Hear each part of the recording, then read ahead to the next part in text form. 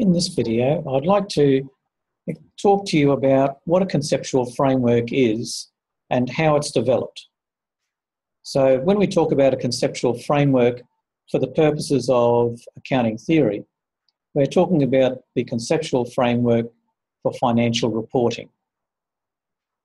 And here in Australia, in particular, that means the conceptual framework that's developed by the International Accounting Standards Board, which Australia has adopted.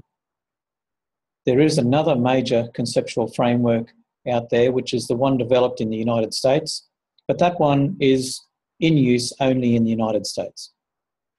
So when we talk conceptual framework, or the acronym CF, we're talking about the conceptual framework for financial reporting, and unless otherwise mentioned, we're referring to the one published by the International Accounting Standards Board and adopted here in Australia.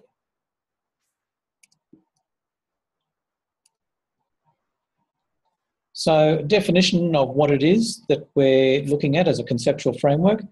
A conceptual framework is really a coherent, and there's a big emphasis on the coherent, collection of ideas, concepts, objectives that systematically flow from an objective and guide the fulfillment of that objective. Now that's a bit of a mouthful, but the answer to what a conceptual framework is in the name. So it's a framework around which you can work from an objective to achieving the objective. So it's a plan, if you like. And it's conceptual because we're working here at a higher level than the specific action plan. In financial reporting, specific action plans are the accounting standards.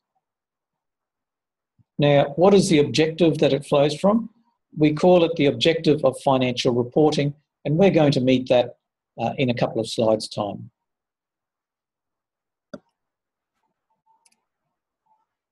There's a useful slide. You'll find this diagram in your textbook if you're using the Deegan textbook. And it really just gives you a breakup of the various elements and objectives of the conceptual framework. So a lot of these we're going to meet within the 3 learning objectives for this unit. So the objective of general purpose financial reporting is to provide financial information about the reporting entity that is useful to existing and potential investors, lenders, and other creditors in making decisions about providing resources to the entity. These decisions involve buying, selling, or holding equity and debt instruments, and providing or settling loans and other forms of credit. So that definition comes from the IASB, and it's cited in your Deegan textbook. So again, a bit of a mouthful for something that is fairly simple, and that is the objective of the financial reporting, or general purpose financial reporting, is that we provide good quality information to the people who need it to make decisions. Now, what we're talking about there is a decision usefulness approach. And financial reporting didn't always have that as its prime objective. In the past, it used more of a stewardship approach. But here, as they define the objective of financial reporting, you can see a clear preference for decision usefulness.